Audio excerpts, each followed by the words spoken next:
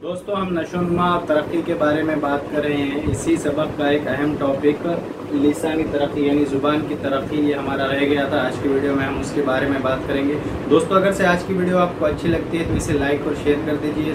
साथ ही साथ हमारे चैनल को सब्सक्राइब कीजिए और बेल आइकन को भी प्रेस कर दीजिए ताकि आने वाली वीडियोज़ की नोटिफिकेशन आपको मिलती रही। आइए देखते हैं दोस्तों की लिसानी यानी ज़ुबान की जो तरक्की होती है। हम जो लैंग्वेज बोलते हैं, हम जो ज़ुबान बोलते हैं, हमारी उर्दू ज़ुबान, मराठी, इंग्लिश, हम जो ज़ुबानें बोलते हैं इनकी तरक्की किस तरह से होती है। तो लिसानी तरक्की का जब भी जिक्र आएगा तो नोम चॉम्स्की को हमको यहाँ पर याद करना पड़ेगा, क्योंकि नोम चॉम्स्की जो है तो इनका ताल्लुक अमेरिका से है और इन्होंने ज़ुबान की तरक्की का यानी इर्तिक़ा का एक नज़रिया पेश किया।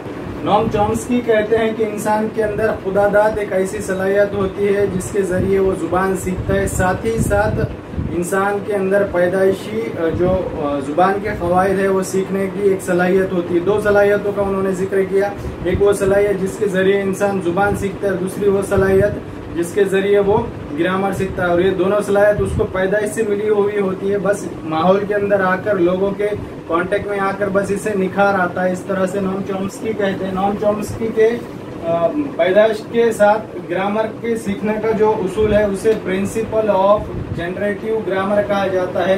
यानी प्रिंसिपल कहेंगे उसूल को, जनरेटिव कहेंगे तवल्लुद को, तौलीदी यानी पैदाइश से मुताल्लिक, और ग्रामर यानी हमारा जो क़वाइद है। तो जो हमारे क़वाइद के उसूल है, नोम चॉम्स्की कहते हैं कि बच्चा अपनी तवल्लुद के साथ, पैदाइश के साथ वो सीख कर आता है, उसे वो कुदरती सलाहियत हासिल होती है। आगे इसीलिए उन्हें प्रिंसिपल ऑफ जनरेटिव ग्रामर का बानी कहा जाता है। साथ ही साथ 20वीं सदी का लिसानियत का बानी भी इन्हें कहा जाता है। 20वीं सदी का लिसानियत का बानी और प्रिंसिपल ऑफ जनरेटिव ग्रामर का भी बानी नोम चॉम्स्की को कहा जाता है। नोम चॉम्स्की कहते हैं कि इंसान के अंदर एक ऐसा आला होता है, एक ऐसा डिवाइस होता है जो उसे जुबान सीखने में मदद करता है, और उसको उन्होंने लेड कहा है। लेड, LAD यानी लैंग्वेज एक्विजिशन डिवाइस, लैंग्वेज सीखने में मदद करने वाला डिवाइस, जिसे उर्दू के अंदर हम लिसानी तहसीली आला कहेंगे। तहसील हासिल करने को तहसीली यहाँ पर हमने लिखा है, तो लिसानी तहसीली आला यानी जुबान सीखने के लिए या हासिल करने के लिए काम आने वाला आला। तो इस तरह का कोई डिवाइस जहन के अंदर हमारे दिमाग में मौजूद नहीं होता है, लेकिन ये एक तस्वुर है, तो आप उस तस्वुर को समझिए। तो नोम चॉम्स्की कहते हैं कि ये जो लेड है, लेड की मदद से इंसान जुबान सीखता है। अब अगर से हम नेड हरमन की बात करेंगे तो नेड हरमन कहता है कि इंसान के जहन के दो हिस्से होते हैं, एक लेफ्ट और एक राइट। लेफ्ट के अंदर इंसान की जुबान से मुताल्लिक, मंतक से मुताल्लिक और रियाजियाती राइट हैंड का जो हिस्सा होता है उसके अंदर उसका म्यूजिक, मौसीकी जिसे कहेंगे हम। उसी तरह से जो सरगर्मियां होती है, ड्राइंग वगैरह, ये तमाम चीजें उसके राइट हैंड वाले हिस्से में होती है। तो जो लैंग्वेज का डेवलपमेंट होता है वो दिमाग के लेफ्ट हैंड वाले हिस्से में होता है, आप ये बात याद रखिए। साथ ही साथ नोम चॉम्स्की कहते हैं कि दुनिया की जो तमाम जुबानें हैं उनके अंदर जो पाए जाने वाले क़वाइद के उसूल है तमाम जगह यकसा है।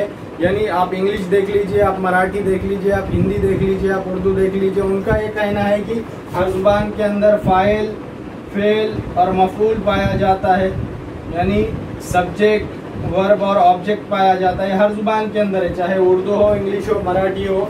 इसीलिए उन्होंने क्या कहा कि तमाम जुबानों के अंदर सेम आपके ग्रामर के क़वाइद होते हैं, इसलिए तमाम बनी नौ इंसान की जो जुबान है वो एक ही किस्म की ऐसे है, इसीलिए उसे उन्होंने यूनिवर्सल ग्रामर कहा। उन्होंने उसे यूनिवर्सल ग्रामर कहा, यूनिवर्सल ग्रामर यानी आफाकी क़वाइद। तो आप ये थोड़ी सी बातें नोम चॉम्स्की के बारे में याद रखिए, एग्जाम में पूछता है इनके बारे में। नोम चॉम्स्की के बारे में आप ये भी याद रखिए कि उन्होंने जो किताब लिखी उसका नाम है language and mind. Language and mind नाम की एक उन्होंने किताब लिखी, और जो स्किनर की किताब है वर्बल बिहेवियर्स यानी अल्फाज का जो बर्ताव है उसके ऊपर उनकी जो तनकीद है वो बहुत मशहूर हुई है। तो नोम चॉम्स्की से रिलेटेड ये दो चीज़ें भी आप याद रखिए, एग्जाम के अंदर पूछ सकता है। आइए आप बात करते हैं कि जो माहिर नफ्सियात है जिन्होंने ज़ुबान के बारे में जो तारीफ़ें बयान की वो कौन कौन सी है। जिन प्याजे, प्याजे को जे भी लिखा जाता है, जे भी लिखा जाता है।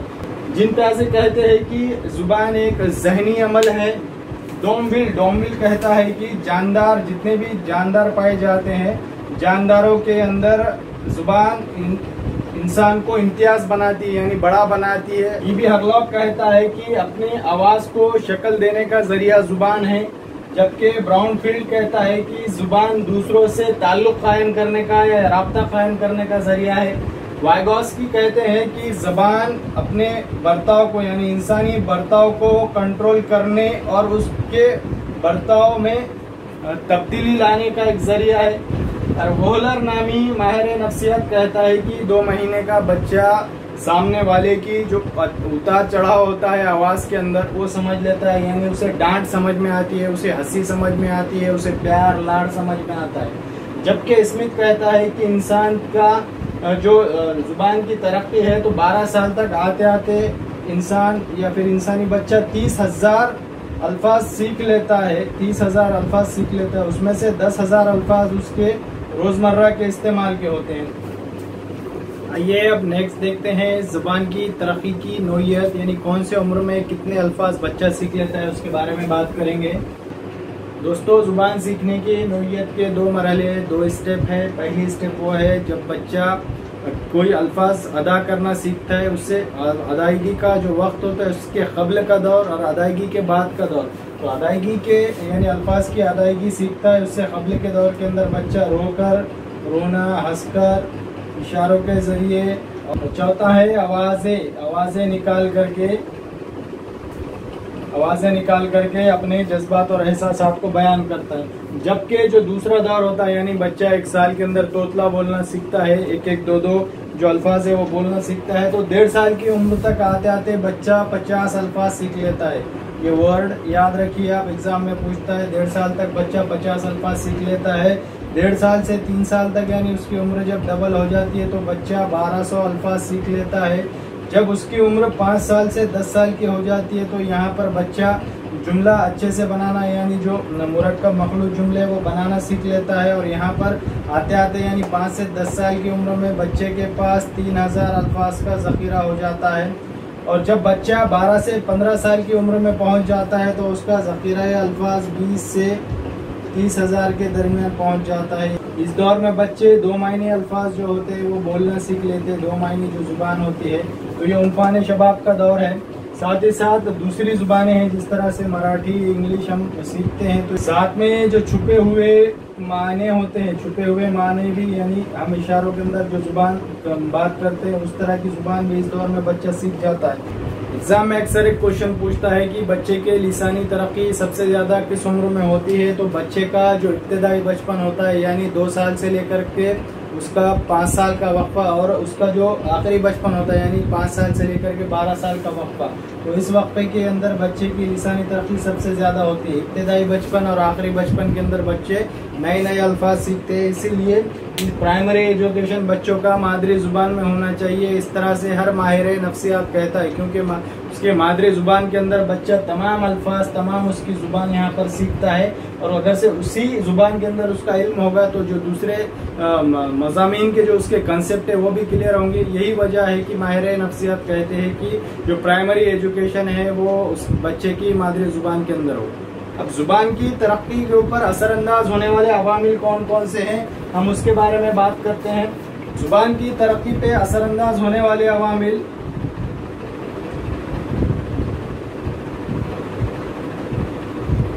पहला है ज़हानत, दूसरा सेहत, तीसरा बच्चों का नंबर, चौथा जुड़वा बच्चे, पांचवा इक्तिसादी हालात, छठा समाजी हालात, सातवां माहौल, सियासा,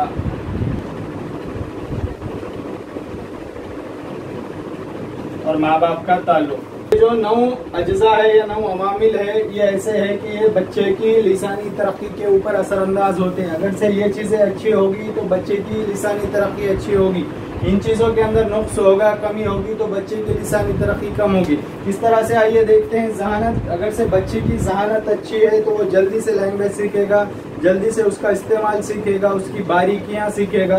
تو ذہانت اگر سے بچے کی اچھی ہے تو جلد وہ لینگویج سیکھے گا، ذہانت اگر سے کمزور ہے تو لینگویج سیکھنے میں اسے دقت آئے گی۔ صحت، اگر سے بچہ صحت مند ہے، فٹ اور فائن ہے تو وہ سیکھنے میں اپنا انٹرسٹ دکھائے گا اور جلدی سیکھے گا۔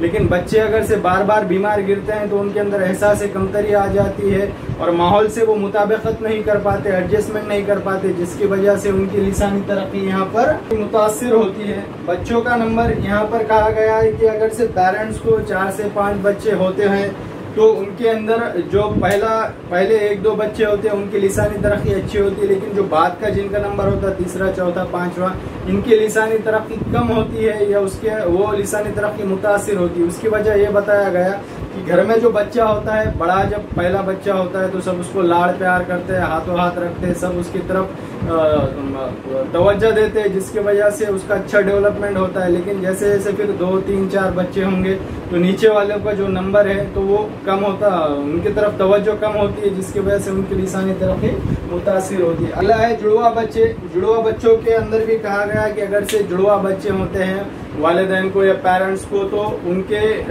جڑواں بچوں کی جو لسانی ترقی ہے وہ بھی متاثر ہوتی ہے، کیونکہ جڑواں بچے ہونے کی وجہ سے ایٹ اے ٹائم ماں کو یا پھر باپ کو دونوں کی طرف توجہ دینے ہوتی ہے، جس کی وجہ سے ان کا جو توجہ کا مرکز ہے وہ ڈیوائیڈ ہو جاتا ہے، تھوڑا اس کو دیکھو تھوڑا اس کو دیکھو، تو اس کے اندر پھر یہ دونوں بچوں کی یہاں پر کیا ہوگی، لسانی ترقی متاثر ہوگی۔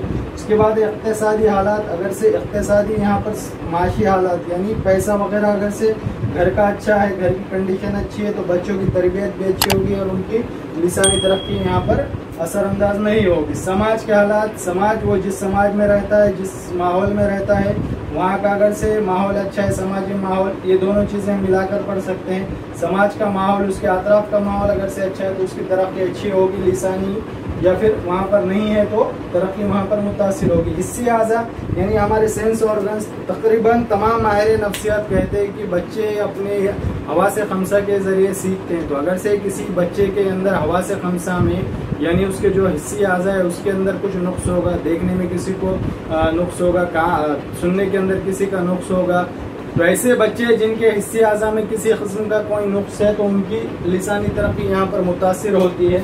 ماں باپ کا تعلق، یہ بہت اہم چیز ہے، بچوں کو ماں باپ سے انسیت ہوتی ہے، انہیں لاڑ پیار یہاں پر چھوٹی عمر میں لگتا ہے۔ اگر سے ماں باپ کا تعلق یعنی ان کا انٹریکشن، ان کا جو تعامل ہے، ان کے ساتھ بات چیت کرنے کا جو رویہ ہے، اگر سے وہ محبت والا، انسیت والا ہوگا تو بچوں کی ہمہ جہت ترقی ہوگی، ذہنی، جذباتی، لسانی، تمام ترقی۔ اور اگر سے ماں باپ کا تعلق بچوں کے ساتھ اچھا نہیں ہے تو یہاں پر ان کی لسانی ترقی یہاں پر متاثر ہوتی ہے، تو آپ یہ بات ذہن میں رکھیے۔